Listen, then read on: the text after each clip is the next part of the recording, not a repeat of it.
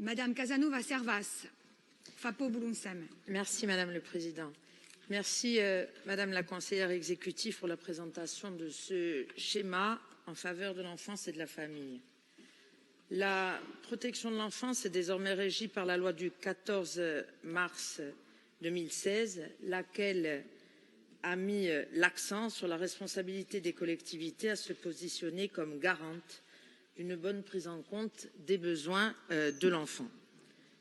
Nous concernant, depuis le mois de juillet 2018 et le vote à l'Assemblée de Corse de sa feuille de route relative à l'action sociale, la collectivité de Corse a engagé une politique qui vise à renforcer le dispositif de protection de l'enfance pour répondre aux difficultés structurelles qui sont rencontrées depuis des années et répondre ainsi aux besoins exponentiels des familles. La collectivité de Corse doit faire face aujourd'hui à un contexte de tension extrême dans l'exercice de ses missions de protection de l'enfance. Les difficultés que l'on rencontre sont notamment dues, vous l'avez dit, mais à une augmentation du nombre des mesures de placement des enfants confiés à la collectivité, mais aussi à une complexification des situations familiales qui s'explique notamment par une dégradation du contexte socio-économique. La crise sanitaire et ses corollaires, notamment les conséquences du confinement et de la rétractation de la vie sociale, jouent comme des accélérateurs puissants de ces tendances de fond. Le constat donc que nous faisons aujourd'hui, il est globalement repérable au niveau des régions et départements français de droit commun, mais la situation en Corse s'est terriblement aggravée par des facteurs spécifiques et cumulatifs.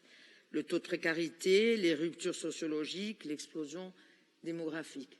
Il y a, et je le dis sous le contrôle de Madame le bâtonnier Thibert, il y a eu, en ce qui nous concerne, au tribunal judiciaire d'Ajaccio, on a constaté un nombre très important d'ordonnances de placement et de mesures d'assistance éducative, et c'est ce que vous indiquiez, c'est donc une situation de tension actuelle.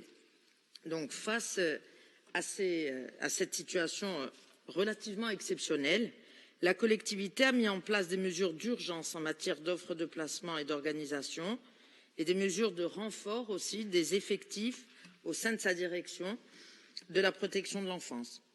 Cependant, il faut également agir sur le moyen et le long terme. Donc, ce schéma que vous venez de présenter permet de mettre en œuvre des procédures d'appel à projet, visant d'abord à l'augmentation et l'adaptation des capacités d'accueil par la création de structures d'hébergement collectif.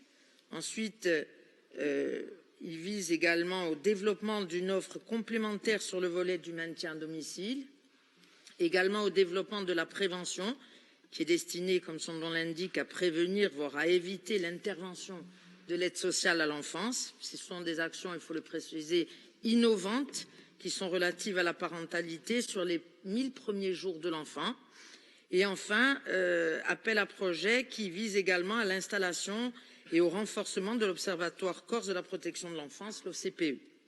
Donc, moi, au nom du groupe FAPO Boulogne-Sem, et à ce stade de mes observations, je voudrais que l'on salue le travail effectué par les services de la collectivité pour l'élaboration de ce document, mais également saluer l'investissement des partenaires dans le cadre de la large concertation qui a été réalisée, les besoins qui sont remontés du terrain, des actions prévues dans ce schéma qui sont très concrètes et véritablement opérationnelles.